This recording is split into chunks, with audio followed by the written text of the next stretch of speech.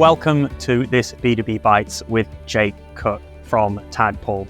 I'm really excited about the topic that we'll be discussing today, and it's one that I think many manufacturers, distributors out there that are family run think about a lot and spend a lot of time worrying about, and that's planning for an exit. What do I mean by that?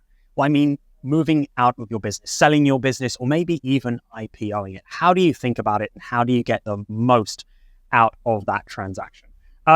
So I want to start just by putting a question to you, Jake, which is, what are the key considerations that a manufacturer or distributor should think about when considering selling their company? I think increasingly I'm seeing this trend where people will go after customer lifetime value and really pulling some of the customer transaction data back and trying to figure out what is the lifetime value of these customers. Is it growing? How's it changed over the last few years and stuff like that? So I think having a good sense of that. Also planning ahead. So for example, you might get ready to, make look for an exit in the next couple of years, but what are we doing to kind of get things in place? So when you get into a due diligence exercise, things just kind of sing along. And I think that's a huge part of it. In my experience going through due diligence and supporting clients, there's a lot of, when they smell something off, they'll go deeper and deeper and deeper and deeper. And so having financials tight, the data's clean, we know our customers, we know acquisition costs and some of that kind of stuff at a unit economic basis, we can kind of build up the overall valuation from there.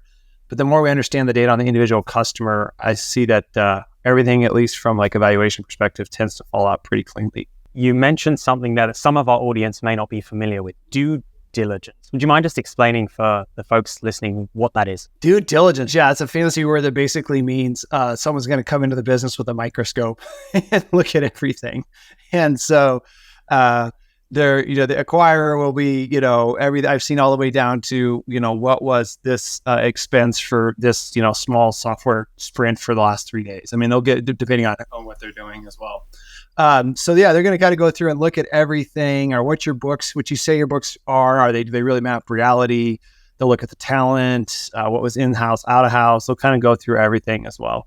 This is usually more like investment bankers or business brokers that are maybe going to try and help you sell your business. So they're kind of on your side, and they're going to try and find the holes and the stuff that maybe needs to be tightened up a little bit before they kind of take you out and introduce you to suitors that could acquire the business. Gotcha. That makes sense. And so you mentioned that this can be a long process. How long do you advise that an owner of a manufacturing firm, how long would you advise they spend kind of planning or thinking about that exit process? When should they start? I would say if you can, 24 months is nice. You might get lucky where you could sell something through in 3 to 6 months, but the bigger the transaction, the bigger the zeros, the bigger timelines you're going to want to have, at least in my experience. So, I think start to finish, when you engage somebody, it could be, the fastest I've seen is around about a year, sometimes 10 months if you're really cranking. But depending on when you start to, if it's, in the fourth quarter before the holidays, no one does anything, and then they kind of come back, and then in the summer and some of those types of things. So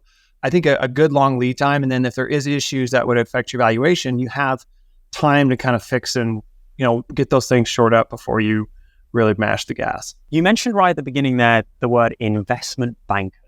And I'm really curious the advice you would have for anyone looking to sell their business. How do they approach these partners? How do they go about finding them? I would say investment bankers or business brokers are great. You want to kind of interview a lot, make sure they're a good fit. And have they done deals, or have they sold companies that are similar to your size and revenue, and do they understand your goals and things like that? So they're great. But what they'll go out and do is they'll help you kind of get ready to go out, and then from that kind of book, put together the financials and the stories and all these great stuff, business plans. They'll kind of go out and shop it to their network, and then they'll put together kind of a blind bid process sometimes, where you have a bunch of suitors will kind of put things together about what they'd pay for the company, and then you can kind of start to pick. If you go out and try and sell it yourself, it certainly can be done. If you have experience doing it before, that's great, but it is quite the learning curve. And so more often than not, I think they earn their fees, and they're highly incentivized to get the most for you as well. So everyone's incentives align, and can take a little of the brain damage out of the process too. So do a little bit of a road show, interview them, find out who aligns best with your aspirations and your goals, and then pick the right partner who you believe is going to deliver what's best for you. Is that kind of a fair summary? Yeah, you're paying also for the Rolodex too. Do they have a pretty good Rolodex, and they can think of the right types of folks to pick up and call, and aren't going to, that are serious about actually acquiring the business too. So there's some real advantages there that's sometimes hard to see when you're just talking to them. But yeah, the Rolodex is really key. Gotcha. I think after valuation, which let's be honest, is probably the number one consideration for most folks who are selling their business. Second is usually the other stakeholders. How do I ensure that my employees that have worked so hard for me for so long, how do I ensure that they are looked after? There's a smooth transition, right? So how should a business owner think about protecting their stakeholders when selling their business? Boy, that's a great question and a tricky one. There's a really fantastic podcast called Built to Sell where they interview owners about this. And so you can kind of hear before and afters, which are really good. But I would say that cultural thing will come in a lot. Do they see this as something that they can come in, they're going to slash and burn, make your P&L look really attractive, and then they're going to flip your business in 2 or 3 years? Or are they more of a buy and hold acquire? They want, buy and hold, where they want to kind of buy it and hold the company. And they see a lot of opportunities to create value and grow it, and maybe just need some capital to make investments and things like that. But they want to hold this for a long time.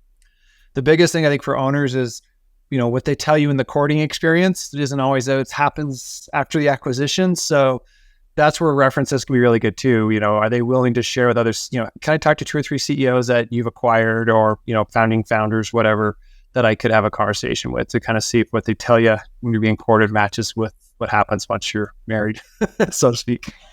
I like that. So don't just rely on the road show and everything that they've told you. Find those references, speak to business owners who have gone through this process with that particular buyer, and learn from their experience. Is that the experience that you want for your stakeholders? I love that. That's such great advice. Last piece, really quick, I'd also say too, just oftentimes the highest bidder isn't the best bidder. So I think that's something to keep in mind. The biggest numbers aren't always the best. So I think that cultural thing is a huge piece as well. I think that's a great point. Just as we come to the close, I was just curious if there were any kind of thoughts that you would want someone leaving with. I'm a manufacturer. I've owned my business for 20 years and I'm thinking about selling up. What are the first 1 or 2 things that I should do, and how I should think about approaching this process? I would say a succession planning. I think that's a lot with this kind of massive retirement of baby boomers these days in the world. So what does the succession planning look like? And then are you a couple years out? One of the worst things you can do, I think, if you're kind of tired at the end of your career, is just get me out of here. I don't care what the price is. I'm going to drop the tools one day on the job. So I think manufacturing is just a little bit of planning and foresight. Sets yourself up to kind of ride into the sunset in a good spot. And then managing your psychology if you are that manufacturer owner, that you don't get to the point you're just so sick of it, you'll take any price. I love that. That's great. Thank you so much, Jake, for joining this B2B Bites.